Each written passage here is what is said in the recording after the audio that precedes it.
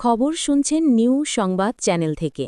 আজ আমরা জানাব পশ্চিমবঙ্গ দেশ এবং বিদেশের বাছাই করা তাজা খবর। আপনি যদি আমাদের চ্যানেলে নতুন হয়ে থাকেন তাহলে এখনই সাবস্ক্রাইব করে রাখুন, কারণ প্রতিদিনের সেরা সংবাদ আমরা পৌঁছে দিই আপনার হাতের মুঠোয়। আমরা আছি সবসময় প্রস্তুত। আর শুরুতেই জানাই আজকের প্রধান সংবাদ শিরোনাম। কমিটি ঘোষণার জেরে বড় ধাক্কা, পদ ছাড়লেন তৃণমূলের প্রভাবশালী বিধায়ক। সুপ্রিম কোর্টে ডিএ মামলা শুনানি, কি ঘটল আজ, পড়ুন খুঁটিনাটি। পাকিস্তানের বিমান হামলায় ফের রক্তপাত, প্রাণ গেল অন্তত ৩০ জনের। দিওয়ালির আগে কেন্দ্রীয় কর্মীদের জন্য খুশির বার্তা, ৩ দারুণ ঘোষণা একসঙ্গে। মায়ের অসুস্থতার কারণ দেখিয়ে জামিনের আর্জি জয়ন্ত সিংয়ের, প্রশ্ন উঠছে প্রতিশোধের আশঙ্কা। এয়ার ইন্ডিয়া দুর্ঘটনার রিপোর্টে পাইলটের ভুল মন্তব্যে ক্ষোভ সরব সুপ্রিম কোর্ট। নারী শিশুসহ বহু নিহত, খাইবার পাখতুনখোয়ায় পাক বায়ুসেনার দফায় দফায় হামলা। এতক্ষণ শুনলেন সংবাদ শিরোনাম। এবার আসছি বিস্তারিত খবরে। কমিটি ঘোষণার জেরে বড় ধাক্কা, পদ ছাড়লেন তৃণমূলের প্রভাবশালী বিধায়ক। মিডিয়া রিপোর্ট অনুযায়ী ২০২৬ বিধানসভা নির্বাচনের আগে রাজ্য জুড়ে সাংগঠনিক শক্তি বাড়াতে জেলা ধরে বৈঠক করছেন অভিষেক বন্দ্যোপাধ্যায় ও রাজ্য সভাপতি সুব্রত বক্সী। প্রতিটি ব্লক ও টাউনে তৃণমূলের শাখা সংগঠনের নেতৃত্বের নাম ঘোষণা করার জন্যই এই বৈঠকগুলি হচ্ছে। ইতিমধ্যেই বেশ কিছু জেলার ব্লক ও টাউন কমিটি ঘোষণা করেছে তৃণমূল কংগ্রেস। সম্প্রতি হাওড়া জেলার ব্লক ও টাউন কমিটি প্রকাশ্যে আসতেই দলে শুরু হয়েছে প্রবল বিতর্ক। অসন্তোষের নানা খবর সামনে আসছে। আর এবার সেই কমিটি ঘোষণার পরই হাওড়া গ্রামীণ তৃণমূলের জেলা চেয়ারম্যান পদ থেকে ইস্তফা দিলেন বিধায়ক সমীর পাজা। রাজনৈতিক মহলের মতে নতুন কমিটি ঘোষণার পর থেকেই স্পষ্ট হচ্ছে এই সাংগঠনিক রদবদলই তৃণমূলের বড় মাথা ব্যথার কারণ হতে চলেছে। ক্ষমতায় আসার পর থেকে বিরোধীদের চেয়ে অনেক বেশি দলীয় গোষ্ঠীর দ্বন্দ্বে জর্জরিত তৃণমূল। একাধিকবার রাজ্য নেতৃত্ব কড়া বার্তা দিলেও পরিস্থিতির খুব একটা বদল হয়নি। এবার ব্লক ও টাউন কমিটি ঘোষণা করে দল গোছানোর চেষ্টায় উল্টো বিপর্যয় ডেকে আনছে বলে মনে করছেন বিশেষজ্ঞরা। সুপ্রিম কোর্টে ডিএ মামলা শুনানি, কি ঘটল আজ, পড়ুন খুঁটিনাটি। পশ্চিমবঙ্গের সরকারি কর্মচারীদের বহু প্রতীক্ষিত ডিএ মামলা সুপ্রিম কোর্টের আজকের শুনানি। নয়াদিল্লি, ২২ সেপ্টেম্বর ২০২৫। পশ্চিমবঙ্গের সরকারি কর্মচারীদের মহার্ঘ ভাতা ডিএ সংক্রান্ত মামলার মেনশন শুনানি আজ সুপ্রিম কোর্টে অনুষ্ঠিত হয়। বিচারপতি সঞ্জয় কারোলের বেঞ্চে এই শুনানিতে রাজ্য ও কর্মচারী সংগঠনের পক্ষ থেকে গুরুত্বপূর্ণ দিক তুলে ধরা হয়। রাজ্যের পক্ষের যুক্তি। রাজ্যের আইনজীবী কপিল সিবাল আদালতে জানান, দেশের মাত্র ৪টি রাজ্য all India consumer price index AICPI মেনে ডিএ দেয়। আগে ১০টি রাজ্যকে এআইসিপিআই অনুসরণের নির্দেশ দেওয়া হলেও তারা তা মানেনি। পশ্চিমবঙ্গের ডিএ প্রদানের পদ্ধতি অন্য রাজ্যগুলির সঙ্গে তুলনামূলকভাবে সামঞ্জস্যপূর্ণ। তিনি এও জানান যে আজই রাজ্য সরকার তাদের চূড়ান্ত লিখিত জমা দিয়েছে। কর্মচারীদের পক্ষের প্রতিক্রিয়া। কর্মচারীদের সংগঠন ইউনিটি ফোরাম ও কনফেডারেশন অফ স্টেট গভর্নমেন্ট এমপ্লয়িজের আইনজীবী করুণা নন্দী জানান, রাজ্যের জমা পাওয়ার পর কর্মচারীরা ১ সপ্তাহের মধ্যে পাল্টা লিখিত যুক্তি দাখিল করবেন। তাদের আশা, এই পাল্টা যুক্তি রাজ্যের অবস্থানকে চ্যালেঞ্জ জানাতে সক্ষম হবে এবং কর্মচারীদের দাবিকে আরও জোরালো করবে। মামলার বর্তমান অবস্থা। আজকের শুনানি শেষে মামলাটি আপাতত রিজার্ভড রাখা হয়েছে, অর্থাৎ এখন কেবল চূড়ান্ত রায়ের অপেক্ষা। উভয় পক্ষই নিজেদের জয় নিয়ে আশাবাদী। রাজ্যের দাবি। অন্য রাজ্যের উদাহরণ দেখিয়ে বোঝানো হয়েছে এআইসিপিআই মেনে ডিএ দেওয়া বাধ্যতামূলক নয়। কর্মচারীদের আশা, দীর্ঘদিনের ন্যায্য দাবি ও আদালতের আগের রায় তাদের পক্ষে থাকবে। কেন গুরুত্বপূর্ণ এই রায়? এই মামলার রায় সরাসরি প্রভাব ফেলবে রাজ্যের লক্ষ লক্ষ সরকারি কর্মচারীর আর্থিক ভবিষ্যতে। বিশেষজ্ঞদের মতে শুধু আইনি দিক থেকেই নয়, প্রশাসনিক ইতিহাসেও এটি হবে এক গুরুত্বপূর্ণ মাইলফলক। পাকিস্তানের বিমান হামলায় ফের রক্তপাত, প্রাণ গেল অন্তত ৩০ জনের। ফের আগ্রাসী পাকিস্তান, বিমান হামলায় খাইবার পাখতুনখোয়ায় নিহত অন্তত ৩০। আজকাল ওয়েব ডেস্ক। সোমবার ভোররাতে ফের বেসামরিকদের ওপর হামলা চালাল পাকিস্তান। আন্তর্জাতিক ও স্থানীয় সংবাদমাধ্যম সূত্রে খবর, খাইবার পাখতুনখোয়া প্রদেশের তিরাহ উপত্যকার মাটোরেদারা গ্রামে অন্তত ৮টি বোমা ফেলে পাকিস্তানি বিমান বাহিনী। এতে প্রাণ হারিয়েছেন নারী শিশুসহ অন্তত ৩০ জন সাধারণ মানুষ। কি ঘটেছিল সোমবার রাতে? ২২শে সেপ্টেম্বর রাত প্রায় ২টো নাগাদ হঠাৎ আক্রমণ চালায় পাকিস্তানি যুদ্ধবিমান। প্রত্যক্ষদর্শীদের দাবি ৮টি LS-৬ বোমা ফেলা হয় ওই গ্রামে। হামলার পরই সোশ্যাল মিডিয়ায় বেশ কয়েকটি ভিডিও ভাইরাল হয়েছে, যদিও সেগুলির সত্যতা যাচাই হয়নি। ভিডিওতে দেখা গিয়েছে চারিদিকে ছড়িয়ে ছিটিয়ে রয়েছে মৃতদেহ, ধ্বংসস্তূপে চলছে উদ্ধার কাজ। মৃতের সংখ্যা আরও বাড়তে পারে বলে আশঙ্কা। আহতদের খোঁজ মেলেনি। হামলায় বহু গ্রামবাসী আহত হলেও এখনও তাদের সঠিক সংখ্যা জানা যায়নি। অনেকের খোঁজ মেলেনি বলেও জানিয়েছে স্থানীয় সংবাদমাধ্যম। উদ্ধারকারী দল ধ্বংসস্তূপের নিচে আটকে পড়া দেহগুলি উদ্ধার করছে। অতীত, ইতিহাস ও সাম্প্রতিক প্রেক্ষাপট। খাইবার পাখতুনখোয়া দীর্ঘদিন ধরেই সন্ত্রাসবিরোধী অভিযানের কেন্দ্র। এখানে প্রায়ই বেসামরিক হতাহতের ঘটনা ঘটে। Pakistan institute for conflict and security স্টাডিজের তথ্য অনুযায়ী চলতি বছরের জানুয়ারিতে পাকিস্তানের সন্ত্রাসী হামলার সংখ্যা আগের মাসের তুলনায় ৪২% বেড়েছে। শুধু খাইবার পাখতুনখোয়াতেই ৬০৫টি সন্ত্রাসী হামলার ঘটনা ঘটেছে জানুয়ারি থেকে আগস্ট পর্যন্ত, যেখানে নিহত হয়েছেন ১৩৮ জন বেসামরিক এবং ৭৯ জন পুলিশকর্মী।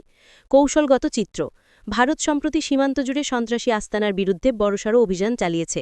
তারপরই জৈশে মোহাম্মদ ও HM-এর মতো সংগঠনগুলি আফগান সীমান্ত লাগোয়া এলাকায় নতুন ঘাঁটি গড়ছে বলে খবর। পাহাড়ি ভূখণ্ড হওয়ায় খাইবার পাখতুনখোয়া তাদের অন্যতম নিরাপদ আস্তানা হিসেবে ব্যবহৃত হচ্ছে। দিওয়ালির আগে কেন্দ্রীয় কর্মীদের জন্য খুশির বার্তা। ৩ দারুণ ঘোষণা একসঙ্গে। দিওয়ালির আগেই কেন্দ্রীয় সরকারি কর্মচারীদের জন্য বড় সুখবর। উৎসবের মরশুমে বাড়তি আনন্দ দিতে কেন্দ্র সরকার তার লক্ষ লক্ষ কর্মী ও পেনশনভোগীদের জন্য একাধিক উপহার ঘোষণা করতে চলেছে। এর মধ্যে রয়েছে DA বৃদ্ধি, দিওয়ালি বোনাস এবং ৮ম বেতন কমিশন গঠন। এই ৩টি সিদ্ধান্ত সরাসরি কর্মীদের বেতন, পেনশন ও অন্যান্য আর্থিক সুবিধায় প্রভাব ফেলবে। ১. DA বাড়ার সম্ভাবনা, বেতন আরও চাঙা হবে। বর্তমানে কেন্দ্রীয় কর্মীরা ৫৫% মহার্ঘ ভাতা পাচ্ছেন, যা জানুয়ারি ২০২৫ থেকে কার্যকর হয়েছে। এবার জুলাই-ডিসেম্বর ২০২৫ সময়কালের জন্য নতুন DA ঘোষণার পালা। সূত্র অনুযায়ী all India consumer price index AICPI এর ভিত্তিতে DA ৫৮%-এ পৌঁছতে পারে। অর্থাৎ দিওয়ালির আগেই DA ৩% পর্যন্ত বাড়তে পারে। এতে কর্মী ও পেনশনভোগীদের হাতে সরাসরি বেশি টাকা আসবে। ২. দিওয়ালি বোনাস, ৩০ লক্ষ কর্মীর মুখে হাসি। প্রতি বছরের মতো এবারও নন গ্যাজেটেড কর্মীদের জন্য বোনাস ঘোষণা করবে কেন্দ্র। এটি হতে পারে প্রোডাক্টিভিটি লিঙ্কড বোনাস অথবা অ্যাডহক বোনাস। আশা করা হচ্ছে অক্টোবরের মধ্যেই এই ঘোষণা হবে।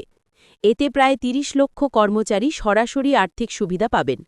উৎসবের সময় এটি মধ্যবিত্ত কর্মীদের জন্য বড় সহায়তা হবে। ৩. ৮ম বেতন কমিশন, কাঠামোয় বড় পরিবর্তনের ইঙ্গিত। কেন্দ্রীয় কর্মীদের বেতন কাঠামোয় সবথেকে বড় পরিবর্তন আনে বেতন কমিশন। ৭ম বেতন কমিশনের সুপারিশ ২০১৬ সালের জানুয়ারি থেকে কার্যকর হয়েছিল। এবার ১০ বছর পূর্ণ হতে চলেছে, তাই ৮ম বেতন কমিশন গঠনের আলোচনা জোরদার হয়েছে। ধারণা করা হচ্ছে অক্টোবর ২০২৫-এর মধ্যেই কমিশন গঠনের আনুষ্ঠানিক ঘোষণা হতে পারে। এর শর্তাবলী নির্ধারণ করা হবে এবং ফিটমেন্ট ফ্যাক্টরে পরিবর্তন আনা হতে পারে। এর ফলে মূল বেতন উল্লেখযোগ্য হারে বাড়বে, যা উপকৃত করবে লক্ষ লক্ষ কর্মী ও অবসরপ্রাপ্তদের। মায়ের অসুস্থতার কারণ দেখিয়ে জামিনের আর্জি জয়ন্ত সিংয়ের। প্রশ্ন উঠছে প্রতিশোধের আশঙ্কা। মায়ের অসুস্থতার অজুহাত দেখিয়ে জামিনের আর্জি জয়ন্ত সিংয়ের। আতঙ্কে ভুক্তভোগী পরিবার। আরিয়াদহ কাণ্ডে অভিযুক্ত জয়ন্ত সিং এবার জামিনের জন্য কলকাতা হাইকোর্টে আবেদন করেছেন। মায়ের গুরুতর অসুস্থতার কারণ দেখিয়েই এই আবেদন করা হয়েছে। তবে এর জেরে চরম ভয় ও নিরাপত্তাহীনতায় ভুগছেন জয়ন্তর হাতে নিগৃহীত মহিলা ও তার পরিবার। তাদের আশঙ্কা, জয়ন্ত জেল থেকে বেরোতে পারলে ফের হামলা হতে পারে। আদালতের নির্দেশ। জানা গিয়েছে, জামিন শুনানিতে জয়ন্তর আইনজীবীরা তদন্তের অগ্রগতির দিক নিয়েও প্রশ্ন তুলেছেন। এরপর বিচারপতি শুভ্রা ঘোষ মামলার সব পক্ষকে নথিপত্র জমা দেওয়ার নির্দেশ দিয়েছেন। চলতি সপ্তাহেই এই আবেদনের শুনানি হতে পারে বলে অনুমান। ঘটনার পটভূমি। উল্লেখ্য, গত বছর জুলাই মাসে আড়িয়াদহে এক মহিলা ও 2 ব্যক্তিকে মারধরের অভিযোগে জয়ন্ত সিং এবং তার সহযোগীদের গ্রেফতার করা হয়েছিল। সেই মামলাতেই এবার জামিনের আর্জি জানিয়েছেন জয়ন্ত। আতঙ্কে ভুক্তভোগী পরিবার। নিগৃহীত মহিলা অভিযোগ করেছেন, জয়ন্ত জেলে থাকলেও তার সহযোগীরা নিয়মিত হুমকি দিয়ে চলেছে। যদি জয়ন্ত জামিনে মুক্তি পান, তবে তাদের পরিবারের নিরাপত্তা পুরোপুরি হুমকির মুখে পড়বে বলে আশঙ্কা করেছেন তিনি। এই পরিস্থিতিতে পুলিশের ভূমিকা নিয়েও প্রশ্ন তুলছেন স্থানীয়রা। মায়ের অসুস্থতার কারণ দেখিয়ে জামিনের আর্জি জয়ন্ত সিংয়ের। প্রশ্ন উঠছে প্রতিশোধের আশঙ্কা। মায়ের অসুস্থতার অজুহাত দেখিয়ে জামিনের আর্জি জয়ন্ত সিংয়ের। আতঙ্কে ভুক্তভোগী পরিবার। আড়িয়াদহ কাণ্ডে অভিযুক্ত জয়ন্ত সিং এবার জামিনের জন্য কলকাতা হাইকোর্টে আবেদন করেছেন। মায়ের গুরুতর অসুস্থতার কারণ দেখিয়েই এই আবেদন করা হয়েছে। তবে এর জেরে চরম ভয় ও নিরাপত্তাহীনতায় ভুগছেন জয়ন্তর হাতের নিগৃহীত মহিলা ও তার পরিবার। তাদের আশঙ্কা, জয়ন্ত জেল থেকে বেরোতে পারলে ফের হামলা হতে পারে। আদালতের নির্দেশ। জানা গিয়েছে, জামিন শুনানিতে জয়ন্তর আইনজীবীরা তদন্তের অগ্রগতির দিক নিয়েও প্রশ্ন তুলেছেন। এরপর বিচারপতি শুভ্রা ঘোষ মামলার সব পক্ষকে নথিপত্র জমা দেওয়ার নির্দেশ দিয়েছেন। চলতি সপ্তাহেই এই আবেদনের শুনানি হতে পারে বলে অনুমান। ঘটনার পটভূমি।